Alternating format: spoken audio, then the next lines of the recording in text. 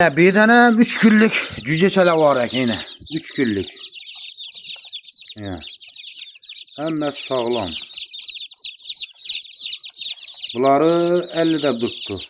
Yaşıllı bundan aladı adam boza bundan gelişedi. Köprak adam arzarak oladı. Şimdiden gelişi bala veresler. Bakaman didarlı olsa. Bir aydan kim beladı oladı bulan. Ama acayip olup geçer okulda falan. Bulan ya vecleri zatlara kayın. Yankı zattan vecler bütün. Mola dine. O da kalas ya nömrə müracaat ete verir. Şu nömreye çıkıp cepreşe verir. Aladan adam olsa. Aladı adam bozana kızı Almayacak kadar Allah. olsanız kuru bir kere bezalda kılmanlar. Aladan olsanız yaksa makul olsa telefon olurlar. Mecburlaşma yok. Oldu.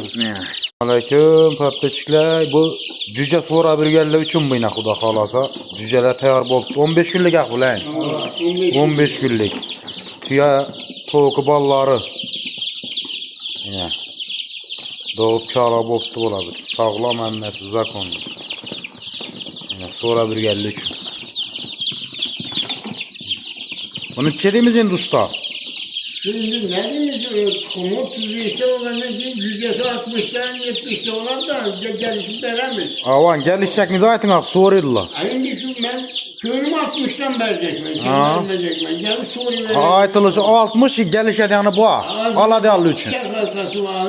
Köprek alsalar bıçak arkası var. Yaşından kaçıp veren. Avan ana. Ayetılışı 60 aladı yani boza konkretli adamla boza gelişecek yani kuda kalas yine. Cüceler tayar emme sağlam. Ava oynap durt yine tüya horazı. Sağlam zatları. Yok. İnek. Çıkardın mı bala? Hava çıkardı bula yine cüce.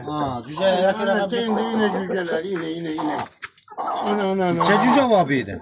Bu da karasa 10 kelli bağal. Nesmerim. Yüzün 9 bin tutma.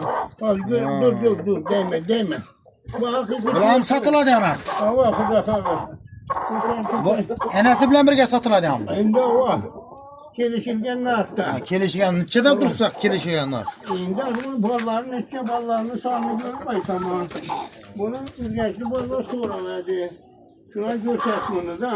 Asabı çok sıcak oldu, kızganacak ballarını göstersin. Tüye soğukluğunu sürüyorlardı bu. Çede dursun şimdi bunu. İndi akı balasına karab balasını sağını göremiş. Tamam. Vallahi bayağı 7-8'di belki 10'du. 13 kum koy verdim şeyinde. Mama gelip götürüp alıp ballarını sağınıydı. Gelişedi yanlardı bunu, gelişedi yanlardı. Ev. Değil mi çok az? Gelişedi yanlardı. Bir yerde daha rahatladım.